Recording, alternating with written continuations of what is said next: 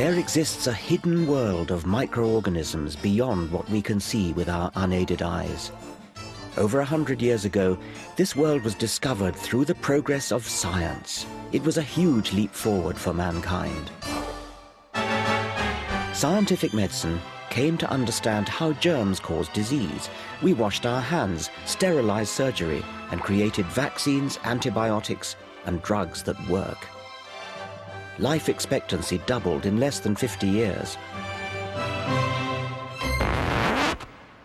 But now the happy story starts to falter. Today, a war is being fought against reason. Science is treated with suspicion, perhaps born of fear, and medical advance is challenged by the march of irrational belief. A third of us now spend over £1.6 billion a year on superstitious alternative remedies which, as far as the evidence can show, don't work. Okay. Yep. Good. Have you asked any angels to come close to you? No. No, well, you haven't got any then. If any remedy is tested under controlled scientific conditions and proved to be effective, it will cease to be alternative and will simply become medicine. So-called alternative medicine either hasn't been tested or it has failed its tests. There wasn't a control, it was just an outcome. It was just a pilot study. So that's not really a proper trial. And some alternatives are funded by us taxpayers, even though their unproven claims question the known laws of physics. You might think I'm gulling the patient. I don't claim that it's much more than a hypothesis. What I do say is that I have quite considerable evidence that homeopathy does work, and I'm sure that it's safe. Today, while we indulge unproven healing magic, tried and tested scientific medicine is under attack. In this program, I want to look at how health has become a battleground between reason and superstition.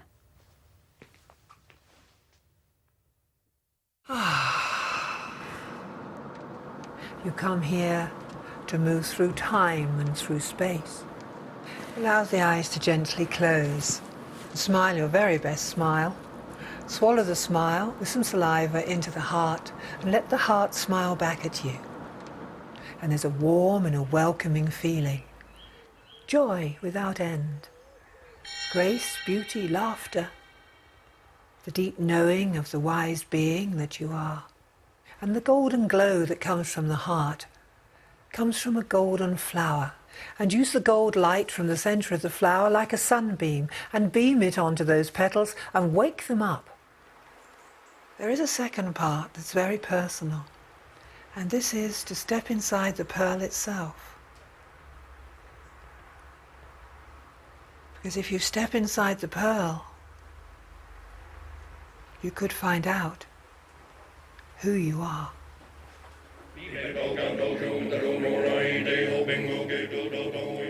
Elisis Livingston is a professional faith healer.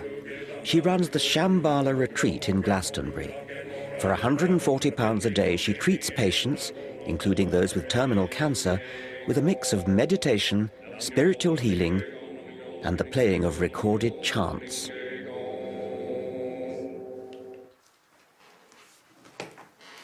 She believes she can alter the structure of DNA. Quite an experience. Thank you very much. Yes. DNA is very interesting right now in the evolution of the human race. Every human being, except a very small percentage, has a double helix in the cell. We don't all have. Oh, everyone. You said a very small percentage. Oh, no, a very small percentage do not. Really? They have got more strands. We used to have in Atlantis 12 strands, and they're in the form of 4 triangles facing in each cell. And we forgot who we were in the experiment after Atlantis, and everything changed. Reincarnation was introduced. The soul I know what you're thinking. This woman is way out. I expected a serious program about the attack on science, and here's Richard Dawkins just picking on an easy target. But these ideas are not so weird in the irrational world of alternative health. In fact, they're commonplace. Is Elise's theory of DNA from Atlantis any more irrational than the Ayurvedic notion of chakras, 7 spinning energy wheels inside us? They're certainly great money spinners. How do we know all this? Where does all this come from? It comes from the Akashic record, the record of all vibration on this planet. We also have knowing. When we were doing the heart meditation, you go into the deep knowing.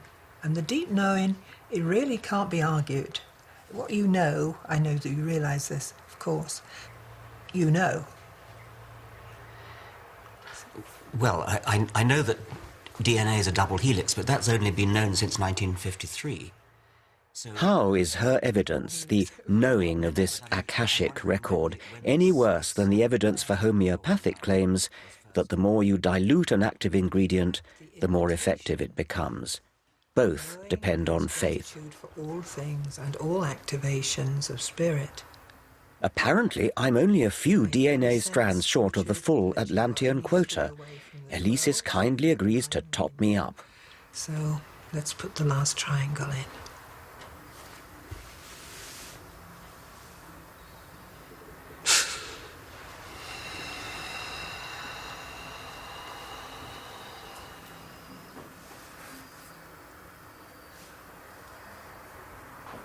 And it's done.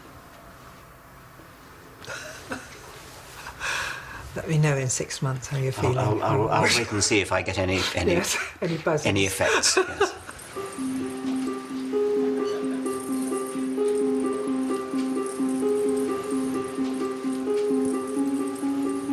Unfortunately, it's not all wacky, quacky fun. Today, alternative, or rather unproven remedies are fast becoming mainstream, implicitly casting doubt on scientific medicine. Surveys reveal that 1/3 of us spend an incredible £1.6 billion a year on the kind of therapeutic stabs in the dark touted here in Glastonbury. It's mostly angels.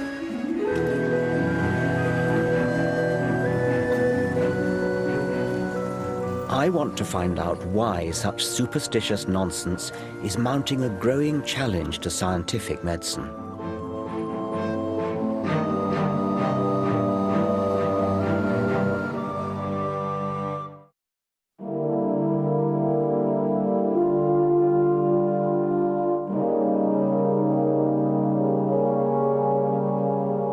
Once, society exalted scientists as heroes. Their insights fueled tangible progress, from clean water to networked computing, self-evident benefits that we now take for granted. Yet, as science has moved on, it's become more complex and difficult to grasp. It's easier to portray scientists as the people who bring us Frankenstein food, pollute the environment, or conduct sinister experiments on defenseless little animals. In the war being fought against reason, even medicine is now under attack. Media cause célèbre, from side effects to superbugs, have bred widespread cynicism about medical progress.